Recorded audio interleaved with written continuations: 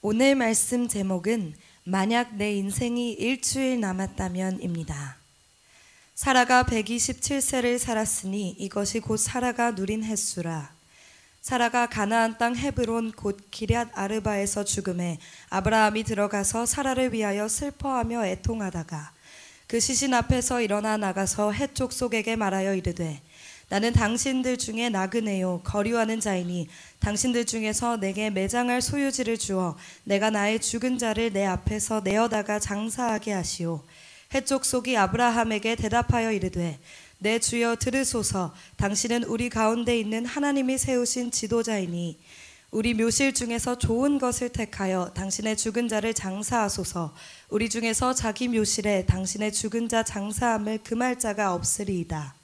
아브라함이 일어나 그 땅 주민 헷 족속을 향하여 몸을 굽히고 그들에게 말하여 이르되 나로 나의 죽은 자를 내 앞에서 내어다가 장사하게 하는 일이 당신들의 뜻일진데 내 말을 듣고 나를 위하여 소알의 아들 에브론에게 구하여 그가 그의 반머리에 있는 그의 막벨라 굴을 내게 주도록 하되 충분한 대가를 받고 그 굴을 내게 주어 당신들 중에서 매장할 소유지가 되게 하기를 원하노라 하매 에브론이 헷 족속 중에 앉아 있더니 그가 헷 족속 곧 성문에 들어온 모든 자가 듣는 데서 아브라함에게 대답하여 이르되 내 주여 그리 마시고 내 말을 들으소서. 내가 그 밭을 당신에게 드리고 그 속의 굴도 내가 당신에게 드리되 내가 내 동족 앞에서 당신에게 드리오니 당신의 죽은 자를 장사하소서. 아브라함이 이에 그 땅의 백성 앞에서 몸을 굽히고 그 땅의 백성이 듣는 데서 에브론에게 말하여 이르되 당신이 합당히 여기면 청하건대 내 말을 들으시오. 내가 그 밭값을 당신에게 주리니 당신은 내게서 받으시오. 내가 나의 죽은 자를 거기 장사하겠노라. 에브론이 아브라함에게 대답하여 이르되 내 주여 내 말을 들으소서. 땅값은 400세겔이나 그것이 나와 당신 사이에 무슨 문제가 되리이까. 당신의 죽은 자를 장사하소서. 아브라함이 에브론의 말을 따라 에브론이 헷 족속이 듣는 데서 말한 대로 상인이 통용하는 은 400세겔을 달아 에브론에게 주었더니 마므레 앞 막벨라에 있는 에브론의 밭 곧 그 밭과 거기에 속한 굴과 그 밭과 그 주위에 둘린 모든 나무가 성문에 들어온 모든 헷 족속이 보는 데서 아브라함의 소유로 확정된지라. 그 후에 아브라함이 그 아내 사라를 가나안 땅 마므레 앞 막벨라 밭 굴에 장사하였더라. 마므레는 곧 헤브론이라. 이와 같이 그 밭과 거기에 속한 굴이 헷 족속으로부터 아브라함이 매장할 소유지로 확정되었더라. 제가 목회하기 전에 교직에 있을 때 제가 국어교사였잖아요. 그래서 가끔 학생들에게 장문 시간에 이런 장문 제목을 가지고 숙제를 내준 적이 있습니다. 그것이 바로 뭐냐면 오늘 말씀 제목입니다. 만약 내 인생이 일주일 남았다면. 이 장문 숙제는 제가 의도적으로 학생들에게 복음을 전하기 위해서 낸 숙제였습니다. 이 발표가 끝나면 제가 인생에 대해서 말씀을 가지고 아이들에게 정말 어떤 인생이 참으로 아름다운 인생인지를 복음을 전했던 그런 의도적인 숙제였습니다. 그런데 이 숙제는 철없이 뛰어놀던 그 당시 학생들에게 인생에 대해서 좀 더 진지한 생각을 할 수 있게 해주었습니다. 제가 곡성고등학교에 근무할 때였습니다. 그 당시 학교에 주목장이었던 고3 학생이 있었습니다. 벌써 그 학생은 외부의 조폭들과 연계되어 있었던 학생이었고 그래서 감히 선생님들이 함부로 건들지 못할 정도로 그냥 여선생님들은 아주 그냥 갖고 농담할 정도로 그런 수준의 아이였습니다. 그런데 제가 의도적으로 그런 학생들을 제가 좋아합니다. 그래서 의도적으로 그 학생을 앞으로 나와서 발표를 해보라고 일부러 시켰습니다. 그래서 안 나온 척 하더니 처음에는 탁 이렇게 폼 잡고 이제 탁 거들먹거려 나오더니 교탁에 딱 팔을 딱 걸치고 장난스럽게 이제 자기가 쓴 글이라고 읽는 거예요. 그런데 놀랍게도 한참 글을 읽는데 이 녀석이 갑자기 눈물이 핑 돌더니 눈물이 흐르는 거예요. 평소에는 눈물 한 방울 흘리지 않을 것 같았던 이 냉혈한 아주 녀석인데 그 모습 보고 아이들이 그냥 탁 분위기가 숙연해졌습니다. 일주일 남은 인생이라고 생각하니까 그 학생이 그동안 부모님께 그동안 불효했던 것들, 그리고 제 자신이 멋대로 살았던 것들이 막 생각났던 거 봐요. 그래서 눈물을 흘리는 거예요. 여러분, 이처럼 사람들은 죽음이라는 단어 앞에 모두가 숙연해집니다. 과연 죽음이라는 단어 앞에 날뛰는 사람이 과연 어디 있을까요? 네, 아무리 그 인생이 대단하고 높은 자리에 차지하고 있고 콧대 높고 제멋대로 살고 있다 할지라도 죽음 앞에서는 다 잠잠해집니다. 호탕한 웃음도, 질풍노도 같은 분노도 죽음 앞에서는 꼼짝 못하고 조용해지는 것입니다. 죽음 앞에서는 그 어떤 서러움도, 한도, 눈물도 필요 없습니다. 왜요? 별것 아니거든요. 죽음 앞에서 그 누가 큰 소리 칠 수 있단 말입니까? 죽음 앞에서는 그 어떤 욕심도, 그 많은 돈도, 높은 권세도, 인기도 다 별것 아닙니다. 아멘. 벌써 죽음 이야기하니까 분위기가 그러잖아요. 오늘 본문 말씀의 핵심 사건이 바로 주제가 죽음입니다. 사라의 죽음에 대한 이야기예요.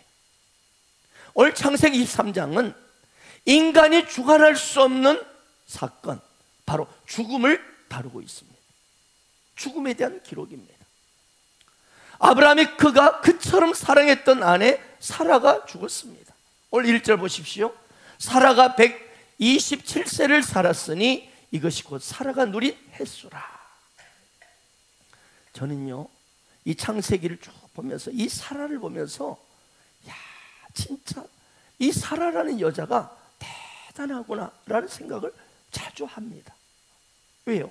오늘날 남자 하나를 사랑했어요. 그래서 결혼했는데 오늘날 이 남자가 생전 들어보지도 못했던 전능자 하나님의 부르심이라고 해서 정들었던 고향 땅을 떠나야 한다 하는 거예요. 그래서 순종해서 떠납니다. 아니, 떠났는데 어느 날 이 남편 안작자가 나 죽음이 두려우니까 당신이 다른 남자 아내가 되어줘야 되겠소 하고 다른 남자한테 바치는 거예요, 나를. 그런데 사라는 그 말에 순종해서 다른 남자의 품으로 들어갑니다. 또 한 번은 이 사라가 전능자 하나님이 자녀를 준다고 남편이 막 약속했다는, 하나님 그랬다는. 근데 자녀가 없지 않소. 그러니 당신의 남편, 당신의 뜻대로 아이를 낳아봅시다 해서 자기 여종 하가를 오히려 둘째 아내로 맞이하라고 오히려 여자를 남편에게 줘요. 젊은 여자를 줘요, 남편에게. 그래서 아이를 낳지요. 여기까지만 해도 너무나 대단한 여자인데, 그런데 또다시 남편이란 놈이 어느 날 여보 나 죽음이 두렵네 또 그러면서 당신이 이번에 다시 한번 다른 남자에게 시집 가달라는 거예요. 참 기가 막힌 거 아닙니까? 그런데 이 사라를 보세요. 그 남편의 요구에 따라서 순종해서 다른 남자에게 들어가요. 그리고 더 놀라운 사실은 그런 후레자식 남편을 이 사라가 어떻게 불러요? 주여, 늘 주님이라고 부르며 순종하며 따랐다는 거예요. 사라가 아브라함을 주라 칭하여 순종한 것 같이. 여러분, 세상에 과연 이런 여자가 어디 있을까요? 여기 아내 되신 여러분, 과연 이런 여자로서 남편을 대할 수 있겠습니까? 그런데 그런 아내 사라가 죽었어요. 그러니 얼마나 이 남편 아브라함이 울었을까요? 이처럼 나를 한결같이 지지해주고 사랑해주고 순종해준 아내, 이 아내가 죽은 거예요. 그래서 이 아브라함은 너무나 가슴이 찢어진 아팠습니다. 그것이 바로 오늘 본문 2절의 내용입니다. 사라가 가나안 땅 헤브론 곧 기랏 아르바에서 죽음에 아브라함이 들어가서 사라를 위하여 슬퍼하며 애통했더라. 아브라함은 아마 많이 울었을 것 같아. 그래서 특별히 이 사라를 위해서 무려 은 400세겔이나 주면서 이 사라의 매장지를 위해서 막벨라굴을 사는 장면이 오늘 장사 지내는 막벨라고를 사는 장면이 오늘 본문의 주요 내용입니다.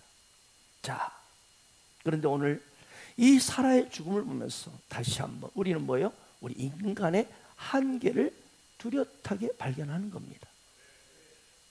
뭐예요? 사람은 죽음을 주관할 수 없다는 거. 또한 죽음에는 순서가 없다는 거. 태어나는 것은 순서가 있지만 죽는 것은 순서가 없다는 거. 보십시오. 오늘 하나님이 사라에게 주신 인생의 시간이 127세입니다. 그러니까 남편 아브람보다 10살 아래입니다. 그리고 통계적으로 보면 여자가 남자보다 10살, 10년 정도를 더 오래 산다고 통계가 나왔죠. 그런데 이것은 사라에게 적용되지 않았습니다. 뭘 말하는가요? 죽음에는 순서가 없다. 통계하고 상관이 없어요. 남자냐 여자냐 상관없고, 미모가 어떠냐 상관없고, 지식도 권세도 인기도 상관없다는 거예요. 여러분, 우리 청년들처럼 나 젊다, 젊으니까 오래 살 거야, 아니라는 거예요. 무조건 오래 살 수 있냐? 아니라는 거예요. 이처럼 하나님께서는 저와 여러분에게 정해준 시간만큼만 살 수 있다는 것을 보여주는 것이 죽음입니다. 죽음이에요. 그래서 독일 속담을 보면 사람은 3가지 차를 타다가 죽는다. 인생을 마친대. 첫 번째는 뭐예요? 유모차를 타고, 두 번째는 승용차를 타고, 세 번째는 연구차를 타고 사라진다. 그래서 전도서 7장 1절 2절을 보면 이 세상의 최고의 지혜자라고 말하는 솔로몬 왕이 이런 인생에 대한 지혜를 말해주죠. 세번역 성경을 읽어드립니다. 명예가 값비싼 향유보다 더 낫고 죽는 날이 태어난 날보다 더 중요하다. 초상집에 가는 것이 잔치집에 가는 것보다 더 낫다. 살아있는 사람은 누구나 죽는다는 것을 명심하여야 한다. 그래서 여러분, 인생의 지혜는요, 결혼식보다도 장례식에서 너무나 많이 배웁니다. 저 역시 장례식을 이 결혼식에 이 뭐죠? 주례사를 하는 것보다도요, 장례식에서 이 장례를 인도할 때 훨씬 제가 많은 은혜와 도전을 받습니다. 그래서 솔로몬은 명심하라고 말하죠. 누구나 죽는다는 것을 명심하라. 그러나 이 땅에 많은 사람들 어떻습니까? 죽음은 나와 상관없는 것처럼 살아요. 그래서 죽음 이야기하면 기분 나빠합니다. 왜 그런 소리 하냐고. 마치 죽음이 나하고는 동떨어진 세계에 있는 것처럼 그렇게 말하고 행동합니다. 그러나 오늘 역사의 최고의 지혜자는 이렇게 말합니다. 죽음을 생각하는 자가 가장 지혜로운 자다. 아멘. 어떤 부자가 있었어요. 그래서 그가 정말 악착같이 세상에서 돈을 모았어요. 그리고 진짜 많이 벌었어요. 그래서 이제 죽는 순간에 돈을 자식에게 유산으로 많이 물려주고 죽었어요. 근데 이 자식이 이제 아버지에 대한 고마운 마음을 담고 이제 묘비에다가 아버지에 대한 이 이야기를 쓰고 싶었어요. 근데 쓸 것이 없더래요. 그래서 묘비를 쓰는 사람에게 부탁을 했습니다. 우리 아버지를 기억하시면서 제가 설명해 드릴 테니까, 우리 아버지 인생을 쭉 내가 설명해 드릴 테니까 묘비 문구를 한번 생각해 주십시오. 돈은 얼마든지 드리겠습니다. 했더니 그 사람의 묘비에 이렇게 썼더랍니다. 먹고 자고 돈 벌고 그리고 죽었다. 먹고 자고 돈 벌고 그리고 죽었다. 여러분, 그렇습니다. 우리 인생이 대단한 것 같지만 어쩌면 먹고 자고 돈 벌고 그리고 죽는 것이 아닌가. 그래서 성경은 우리 인생을 분명한 한 단어로 정의를 내리고 있어요. 인생은 뭐다? 나그네라는 거예요. 인생은 나그네다. 나그네다. 오늘 본문 4절 말씀도 믿음의 조상 아브라함이 자신 인생을 가리켜 어떻게 표현하는지 보십시오. 4절 말씀 볼까요? 나는 당신들 중에 나그네입니다. 이스라엘 역사의 가장 위대한 왕 다윗 자신도 자기 인생을 나그네라고 표현합니다. 우리는 우리 조상들과 같이 주님 앞에서 이방 나그네와 거류민들이라. 역대상 29장 15절 우리는 다 이방 앞에서 나그네와 거류입니다. 그래서 다윗은 시편 방금 띄웠던 말씀처럼 인생을 뭘로 표현하냐면 들의 꽃과 같고 들의 풀과 같다고 표현합니다. 우리 인생이 이렇다는 거예요. 잠깐은 막 파릇파릇해서 막 날뛰듯이 흔들리는 그런 싱싱한 것처럼 보이지만 점점점 시들어가는 들풀과 같은 존재, 들꽃과 같은 존재가 우리 인생이라는 거예요. 예수님의 수제자인 베드로도 이렇게 말했습니다. 사랑하는 자들아, 나그네와 행인 같은 너희를 권하노니, 나그네 같은 너희를 권하노니 영을 거스려 싸우는 육체의 정욕을 제어하라. 그렇습니다. 오늘 보세요. 다윗도, 오늘 나오는 베드로도, 아브라함도 하나님 그처럼 사랑하고 충성스럽게 섬겼던, 또 하나님의 넘치는 사랑을 받았던 이 성경의 신앙의 위인들의 공통적인 그들의 한결같은 고백이 뭐죠? 나그네라는 거예요. 나그네 의식이 분명했다는 겁니다. 이집트 수도 카이로 근방에 가면 이 기자라는 곳이 있죠. 그것은 여러분 유명한 뭐죠? 피라미드가 있고 바로 피라미드 옆에 뭐가 있죠? 스핑크스가 있습니다. 이 스핑크스란 괴물이죠. 괴물. 이 사자의 몸에 사람의 얼굴을 가진 이 석상입니다. 전세를 하면 길가에 자리 잡은 이 스핑크스는 지나가는 사람들이 수수께끼를 냈다가 하죠. 아마 청년들 잘 알 거예요. 그래서 수수께끼 옳게 대답하는 사람은 살려주고 잘못 대답하면 스핑크스 그냥 삼켜 먹어버린다. 그런데 그 수수께끼가 이렇죠. 아침에는 4다리로 걷다가 낮에는 2다리로 걷고 저녁에는 3다리로 걷는 존재가 무엇이냐? 그건 바로 뭐죠? 사람이라는 거죠. 사람은 어려서부터 엉금엉금 4다리로 걷다가 기어다니다가 젊어서는 2발로 다니다가 늙어서는 지팡이 하나 쥐고 3다리로 사는, 그러다가 가는 인생이라. 이게 사람이라는 거예요. 이 이야기가 주는 의미는 무엇입니까?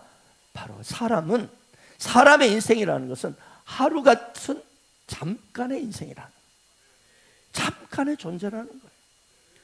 어린 시절은 아침과 같으며 젊은 시절은 낮과 같다 한다면 늙은 시절은 저녁과 같이 잠깐 지나가는 것, 이것이 우리 인생이라는 거죠. 그래서 야고보 사도는 인생에 대해 이렇게 우리에게 썼습니다. 들으라, 너희 중에 말하기를 오늘이나 내일이나 우리가 어떤 도시에 가서 1년을 머물며 장사하여 이익을 보리라 하는 자들아, 또 많이 벌어야지 하는 자들아, 내일 일을 너희가 알지 못하는도다. 너희 생명이 무엇이냐? 너희는 잠깐 보이다가 없어지는 안개니라. 사람의 평생이 70년, 80년, 90년 아주 매우 긴 것처럼 생각되지만 이 시간을 살아본 사람들의 공통적인 고백이 뭐예요? 뭐죠? 잠깐이라는 거예요. 잠깐이다. 여러분, 잠깐이에요. 우리 청년 여러분, 잠깐. 우리도 언젠가 주님이 부르시겠지요. 사랑하는 아들아, 사랑하는 딸아, 자 이제 내 곁으로 오너라. 부르실 때가 와요. 주님 부르시면 우리는 지금 안 되는데 그냥 부르시면 우리는 가야 해요. 모든 걸 내려놓고 툭툭 털고 일어서서 가야 하는 것이 우리 인생입니다. 그러므로 인생이 나그네라는 표현이 참으로 적절하지요. 어떤 분은 인생을 비유하기를 초등학교 학생들이 마치 운동장에서 땅 따먹기 놀이를 하는 것과 같다. 수업을 하다가 쉬는 시간이 되었어요. 어린이들이 그냥 운동장 우르르 몰려 나와서 한 모퉁이에다가 원을 그려놓고 거기다 땅 따먹기를 하는 거예요. 때로는 서로 더 땅을 뺏으려고 그냥 차지하려고 싸우고 네 땅이니 내 땅이니 거기 잘못 금을 그었다느니 막 다툽니다. 한치도 양보를 하지 않습니다. 그러다가 수업 시작 벨이 딱 울리면 다 버려두고 교실로 달려갑니다. 이것이 인생이라. 하나님이 벨을 누르시면, 이제 오너라 부르시면 우리는 그처럼 귀하게 여기던, 내가 애쓰고 노력해서 차지했던 그것들을 다 놔두고 가야 하는 것이 우리 인생입니다. 그래서 우리 인생은 나그네라는 거죠. 그러므로 사랑하는 여러분, 우리 성도의 힘이 무엇일까요? 교회의 힘이 무엇일까요? 2000년간 내려온 우리 교회의 힘은 돈의 힘이나 조직의 힘이 아니었습니다. 권력의 힘도 더더욱 아니었습니다. 사자굴 속에 들어가고 온갖 환난 핍박에도 다 이걸 돌파하고 이겨낼 수 있던 그 힘이 어디에서 나왔습니까? 사도행전을 읽어보십시오. 사도행전 어떻게 보면 환난의 책이라 했어요. 사도들이 얼마나 제주의 제자들이 얼마나 환난과 고통을 받는 현장인지를 적나라하게 보여주고 있습니다. 기독교 교회사를 연구해 보면은요, 한마디로 말하면 고난과 핍박의 역사입니다. 로마에 가보면 이 카타고미를 그대로 재현하는 곳이 있대요. 그런데 그 좁고 협착한 어두운 이 카타고미라는 지하 이 동굴에서 250년을 이 초대교회 성도들이 살았어요. 아니, 무려 250년이에요. 어떻게 그것을 견디고 이겨냈을까? 그 줄기찬 고난이 계속되는 250년이라는 기간을 그들이 어떻게 참을 수 있었을까? 그 비결은 그들은 다 이 땅이 나그네임을 확신했기 때문에, 하늘의 소망이 분명했기 때문입니다. 여러분, 이 지저스 빌리지 가족 여러분, 그러므로 예수와 있는 자에게는 죽음이 두렵지 않기를 축원합니다. 세상 사람들은 죽으면 끝이다. 죽음이 두려워서 죽음 앞에 떨고 절망하지만, 우리 예수 믿는 우리는 죽음을 이기신 예수 그리스도, 부활하신 주님이 너와 함께 하시잖아요. 그래서 김알람 박사는 죽음을 앞두고 이렇게 말했다 하지요. 내가 죽거든 장송곡이 아니라 찬송을 불러라. 어두운 장례곡이 아니라 밝고 빛나는 천국 환송곡을 불러라. 왜? 활람 박사는 이 땅은 나그네예요. 본향은 바로 천국임을 확신했기 때문에.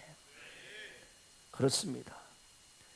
우리 예수 믿는 성도들은요, 죽음이란 이 땅을 떠나는 과정일 뿐이에요. 이 땅을 떠나 천국으로 가는 길이 죽음이에요. 설레이지 않습니까? 표정은 별거 아닌 것 같아요.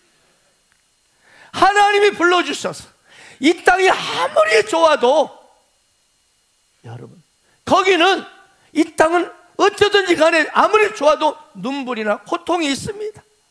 하지만 더 이상 눈물의 고통이 없는 기쁨과 찬송이 넘치는 하나님 나라로 가는 순간이 성도의 죽음이라는 것을 믿으시 바랍니다.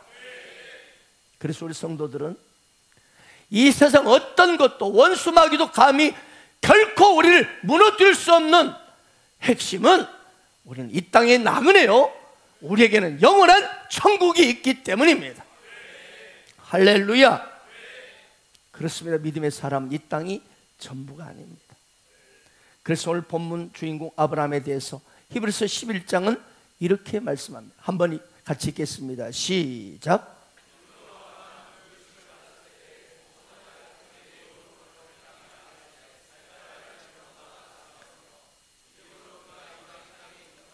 약속의 땅에 거리하여 동일한 약속을 욥으로 함께 받은 이삭 및 야곱과 더불어 장막에 거하였으니, 이는 그가 하나님이 계획하시고 지실 터가 있는 성을 바랐습니다. 또한 이어진 말씀 보십시다. 시작. 그것들을 멀리서 보고 환영하며 또 땅에서는 외국 나그네임을 증언하였습니다. 그들이 이같이 말하는 것은 자기들이 본향 찾는 자임을 나타냅니다. 그들이 나온 바 본향을 생각하였다면 돌아갈 기회가 있었으려니와 그들이 이제는 더 나은 본향을 사모하니 곧 하늘에 있는 것이라. 이러므로 하나님이 그들이 하나님이라 일컬음을 받으심을 부끄러워하지 아니하시고 그들을 위하여, 바로 예수 믿는 저와 여러분을 위하여 한 성을 예비하셨다. 아멘, 아멘. 사랑하는 여러분, 우리는 나그네입니다. 그들은 다, 우리 믿음의 선진들은 다 외국인과 이 땅에서 나그네임을 스스로 증언했습니다. 나는 나그네입니다. 나는 외국인입니다. 이 말은 뭡니까? 더 나은 본향을 사모하고 있다는 거예요. 그리고 하나님께서는 우리를 위하여 한 성, 보다 나은 한 성, 본향성을 예비해 주셨습니다. 아멘입니까? 그래서 예수님이 이렇게 우리에게 말씀하셨어요. 너희는 마음에 근심하지 말라. 하나님 믿으니 또 나를 믿으라. 내 아버지 집에 거할 곳이 많도다. 그렇지 않으면 너에게 일렀으리라. 내가 너희를 위하여 거처를 예비하러 가노니 가서 너희를 위하여 거처를 예비하면 내가 다시 와서 너희를 내게로 영접하여 나 있는 곳에 너희도 있게 하리라. 두 손 들고 아멘, 아멘. 아멘, 아멘. 아멘은 이제 그대로 임할지어다. 예수께서는 우리를 위하여 아름다운 거처를 예비해 주셨습니다. 이 거처가 바로 요한계시 21장에 보면 바로 하늘과 새하늘과 새 땅 한 성이 위에서부터 내려오는데 마치 신부가 신랑을 위해 단장한 것 같더라. 이렇게 이 성이 무슨 성입니까? 거룩한 성, 새 예루살렘입니다. 그래서 막 예루살렘, 우리 중창단 한번 했으면 좋겠어요. 우리 남성 중창단. 그 거룩한 곳에서 할렐루야. 예수님께서는 우리 위하여 최고의 성을 예비해 놓으셨습니다. 그 성이 바로 새 예루살렘 성입니다. 우리 함께 그곳에서 영원히 주를 찬송하게 될 것입니다. 그런 거로 예수 믿는 자는요, 이 땅에서 죽으면 묘에 묻히는 하관식이 마지막이 아닙니다. 그러므로 이 땅에 사는 동안 무슨 일을 만나든지 여러분의 시선은 항상 예수 그리스도가 되시기를 축복합니다. 여러분, 장가 못 간 사람이 그곳에 가면 장가를 잘 간다는 중국의 장가계가 있어요.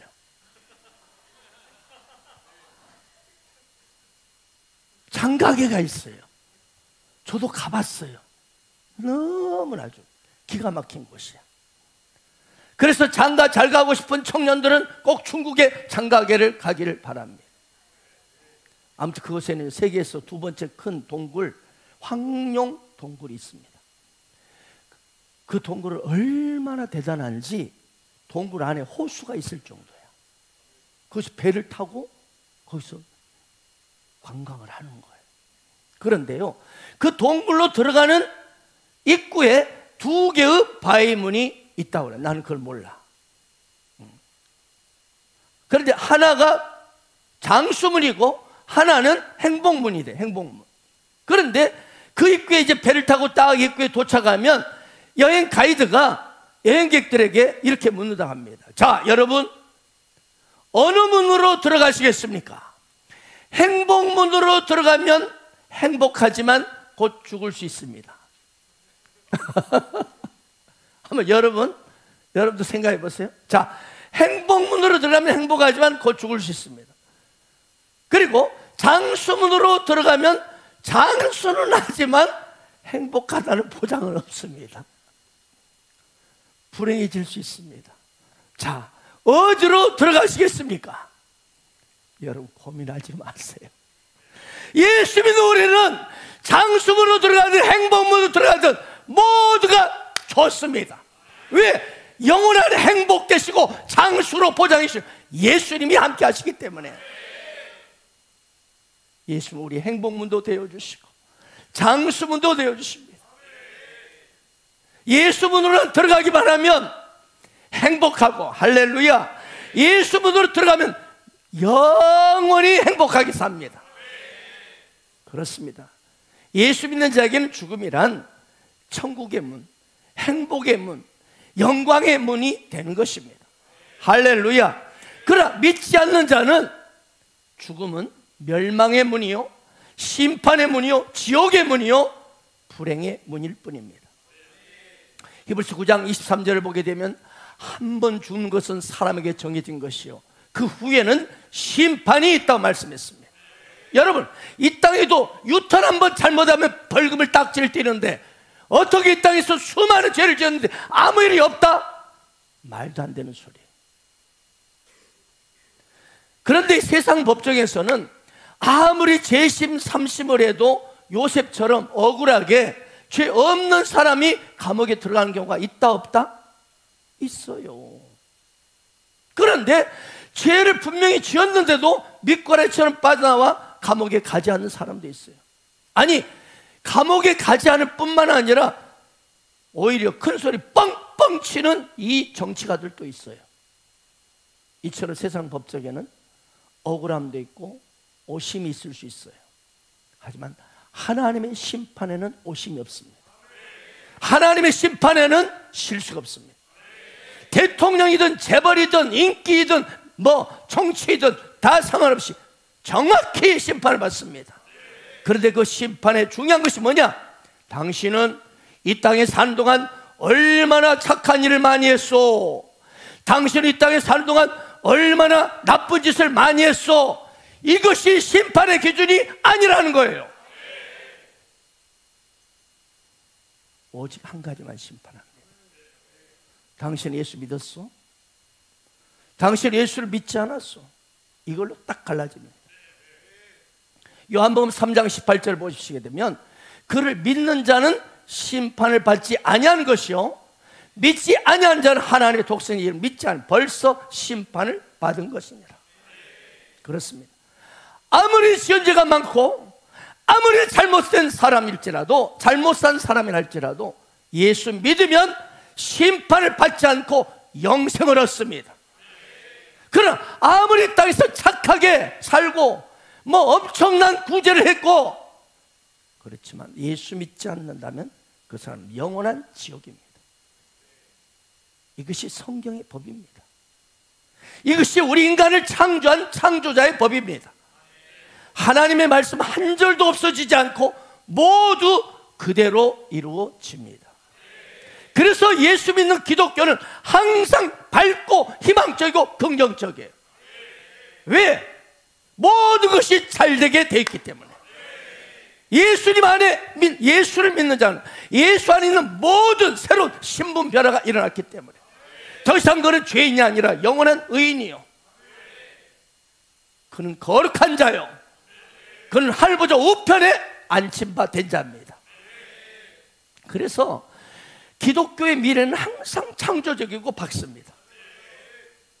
어떤 말을 해도 생각을 해도 창조적이고 밝아요. 좋은 말, 희망찬 말을 합니다. 그러나 예수를 믿지 않는 자의 특징은 항상 부정적인 말하기를 즐거워합니다. 아멘입니까? 기독교는 현재에 집중하는 게 아니고 항상 미래를 바라보기 때문에 현실이 어떠해도 상관없습니다. 현실이 잘 돼도 교만하지 아니하고 못 돼도 실망하지 아니하고 항상 긍정적 희망을 바라보는 것입니다. 아멘. 이것이 기독교입니다. 나그네의 특징이 무엇입니까? 지금 여행하는 현장이 잠시, 지금 상황이 엉망이야. 어려움이 많아. 하지만 웃을 수 있습니다. 왜죠?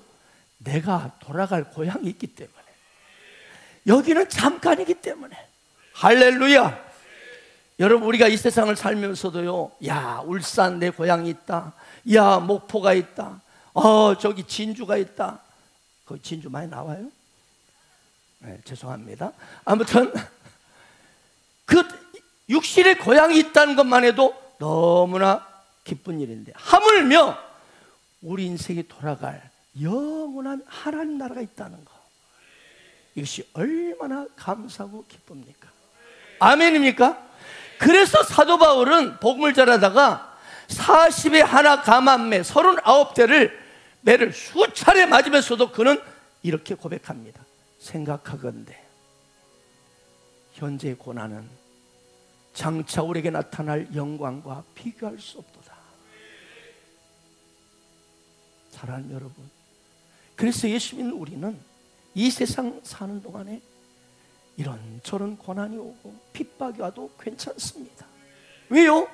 영광의 나의 본향, 더 이상 눈물이나 곡하는 것이 없는 본향, 그 하나님 나라가 있기 때문에 우리는 어떤 상황에도 웃을 수 있고 어떤 상황에도 감사할 수 있습니다. 우리 찬양 하나 하십시다. 손에 이 부기보 주를 더 사랑하는가, 이슬 같은 목숨도 주를 더 사랑하는가, 사랑의 빛 잃어가면 주님만 날 수 없어. 헛된 영화 바라보면 사랑할 수도 없어. 잠시 머물 이 세상 헛된 것들 뿐이니 주를 사랑하는 마음 금보다도 귀하다. 금물결이 뛰놀아도 금물결이 뛰놀아 주를 더 찬양하는가, 주를 더 찬양하는가. 그럴 날이 닥쳐와도 그럴 날이 닥쳐와 주를 더 찬양하는가, 더 찬양하는가. 깊은 잠에 빠진 만날 수 없어. 근심 걱정 많은 자, 근심 걱정 많은 자 찬양할 수도 없어. 잠시 머물 이 세상 헛된 것들 뿐이니 주를 찬양하는 마음 금보다도 박드럼 해주죠. 금보다도 귀하다. 언제 다시 주오실지, 언제 다시 주오시 아는 이가 있는가, 아는 이가 있는가. 신랑으로 오실 주님, 신랑으로 오실 주님 맞을 준비되었는가. 기름 없는 등불 들면, 기름 없는 등불 들면 주님 만날 수 없어. 재림나팔 소리 나면, 재림나팔 소리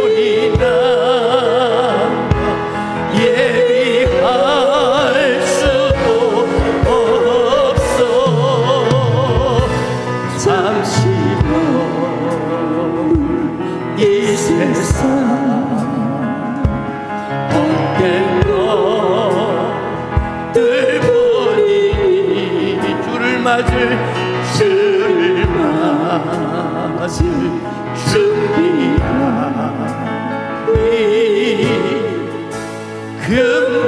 금보다도 귀하다. 10명의 처녀는 다 주님의 재림을 기다리고 있었습니다. 그러나 기름이 준비되지 않는 5 처녀는 안타깝게도 그 영광의 자리에 들어가지 못했습니다. 등불은 교회를 의미합니다. 교회 생활을 하고 있었습니다. 예배를 드리고 있었어요. 그러나 기름이 없습니다. 그래서 옆에 있는 5 처녀에게 우리 좀 기름 좀 빌려주라. 우리도 이 기름 부족해서 못 쓸까 하니까 너희들이 가서 기름 사라. 여러분, 기름이 준비되어야 합니다. 여러분 안에 성령의 기름 부심이 충만하게 이끌거기를 바랍니다. 근데 성령의 기름 부심은 저절로 받지 않습니다. 대가를 지불해야 됩니다. 기름을 가서 사라고 말합니다. 비용을 지불해야 하는 것입니다. 가만히 있으면 은혜 받는 게 아닙니다. 내가 스스로 기도하고 말씀을 듣고 읽고 할렐루야 리더십 얻으면서 은혜를 받아야 되는 것이에요. 가만히 있으면 저절로 은혜를 주는 게 아니에요. 오늘 또 여러분 예배를 드리러 얼마나 애쓰고 오셨습니까? 이 대가 지불을 해야 하는 것입니다. 아멘. 저절로 기름은 생기지 않습니다. 너희가 사라고 그래서 사용할 기름을 사러 가거라.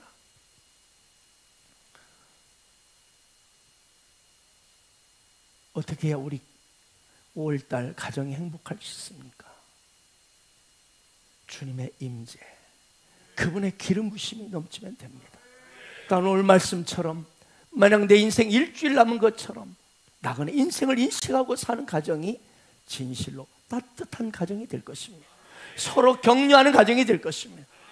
다투고 우왕좌왕 가정이 아니라 함께 주님 앞에 갈 아름다운 그런 귀한 비전의 가정이 될 것입니다. 어떤 노신사 한 분이 평소에 잘 알고 지내던 청년에게 인생의 길에 대해서 진지한 대화를 나누었습니다. 그러면서 이제부터 청년 예수 믿고 새로운 삶을 살아가소. 그러자 그 청년은 참 좋은 말씀에 참 감사합니다. 선생님 말씀에 동감합니다. 그런데 지금 저는 젊고 꿈이 있습니다.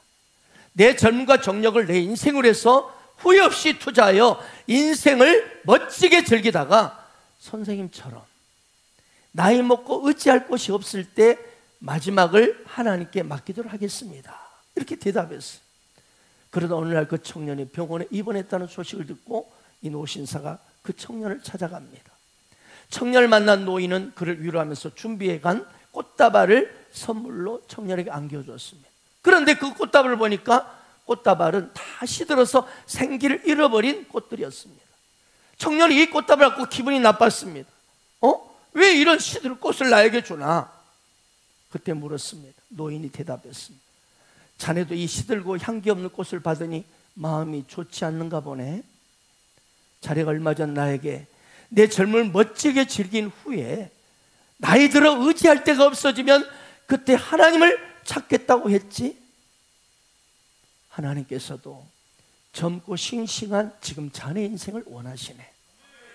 나이 먹고 병들어 하나님께 나아가기보다는 지금 자네 젊은 청춘을 그분께 드리게. 우리 인생이 늘 그렇게 천천히 여유 있게 사라질 거라고 생각하지 말게나. 지금 하나님을 찾기를 바라네. 그럴 때 그분 또한 심히 기뻐하실 것일세. 사랑하는 여러분, 우리 모두는 다 죽습니다. 시간의 차이만 있을 뿐입니다. 우리는 그때 나그네 생활을 다 끝냅니다. 대통령이 되었던, 그가 재벌이 되었던, 그가 국회의장이 되었던, 최고의 인기 연예인이 되었던, 모든 것 다 두고 금은보화 많이 쌓아놨던 떠나야 합니다. 그런데 예수를 믿지 않는다면 지옥불에 던져지게 됩니다. 오직 예수를 믿어야 지옥불을 면하고 영생을 얻습니다. 그래서 여러분, 우리 인생의 진정한 성공이 뭘까요? 예수를 잘 믿는 것입니다. 인생의 진짜 행복은 돈이 아닙니다. 돈은 이 세상에 있을 때 그래요, 조금 좋아요. 그러나 이 땅을 떠날 때는 아무 쓸모자가 없어. 오직 예수뿐입니다. 여러분 묻겠습니다. 만약 내 인생 일주일 남았다면 어떻게 사시겠습니까? 목사님, 그런 섭섭한 말씀 마세요. 아니요, 당신 일주일이 아니라 내일이 될지도 모릅니다. 이것이 우리 인생입니다. 만약 내 인생 일주일 남았다면 어떻게 하시겠습니까? 우리는 돌아갈 고향이 있는 자들이에요. 그래서 우리 예수 믿는 자들을 순례자라고 말합니다. 그리고 돌아간다고 그러죠. 사람이 죽으면 돌아가셨어요? 굉장히 의미가 있는 말이에요. 우리 영혼은 흙 속으로 끝나지 않는다는 거예요. 다시 하나님 도왔기 때문에 하나님 앞에 가야 된다는 거예요. 그래서 여러분, 나그네는요, 자신이 나그네라는 사실을 절대로 잊지 않고 사는 것이 중요해요. 그래야 현재에 집착하지 않아요. 왜? 이거 아니면 나는 끝난다. 제일 어리석은 백성이 누군지 아세요? 예수 믿어도 제일 불쌍한 사람은 나그네인 줄 모르고 그냥 문제만 쫓아다니다가 인생 다 끝나버려요. 우리 인생은 문제가 없습니까? 갓난아이도 문제가 많아요. 지금 복잡해요. 앞뒤로 막 해가지고 복잡해. 어린아이도 문제 없는 게 없어요. 노년에 이르기까지. 근데 안타까운 미련한 인생들은 문제만 해결하려고 쫓아다니다가 인생 다 끝나버려요. 그런 불쌍한 크리스천들이 있습니다. 저는 여러분이 그러지 않기를 축복합니다. 진정한 크리스천은 현재에 집착하지 않습니다. 왜? 나그네임을 분명히 알고 있기 때문에. 이곳에 계신 사랑하는 여러분, 마땅히 해야 할 일을 하면서 순례자 길을 가는 그런 지혜로운 나그네가 되기를 축원합니다. 우리 모두는 언젠가 주님 앞에 1대1로 서게 됩니다. 그때 진정 지혜로운 사람이 누구일까요? 그건 몇십 년 이 육체에 투자하는 자가 아니라, 몇십 년 끝날 이 육체에 투자하는 자가 아니라 영원히 존재하는 영혼에 투자하는 자입니다. 혹시 지금 하나님을 제대로 믿지 않는 분 계십니까? 제대로 믿으십시오. 예수를 잘 믿지 말고 제대로 믿으십시오. 아직 예수를 모르는 분 있습니까? 오늘 당신의 리더를 통해서 정식으로 예수를 나의 구주로 영접하십시오. 이것이 인생의 진정한 성공을 한 사람입니다. 그리고 예수 믿는 저와 여러분은 먼저 하나님 나라와 그의 의를 구하는 삶을 사세요. 그리고 너희는 먼저 그의 나라와 그의 의를 구하라. 이 모든 걸 너에게 더하시리라. 그렇습니다.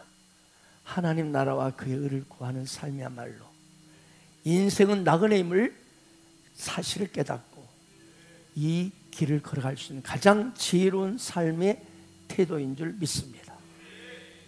만약 내 인생 일주일 남았다면 어떻게 사시겠습니까? 만약 내 인생 일주일 남은 것처럼 여러분의 삶을 하나하나 준비하며 가시길 축복합니다. 오늘 나그네 길을 가는 여러분에게 하나님은 당신의 위로와 축복이 함께하기를 원하십니다. 이 땅에 우리 인생이 다 끝나는 날, 우리 육체의 장막을 벗는 날, 주님 앞에 우리 손잡고 우리 예수말 지저스 빌리지 가족들 다 같이 그날 주님 앞에 서서 기쁨과 영광의 찬송을 부리는 그 현장에, 그 영원의 행복을 누리는 그 현장에 다 있기를 주 예수 이름으로 축원합니다. 아멘.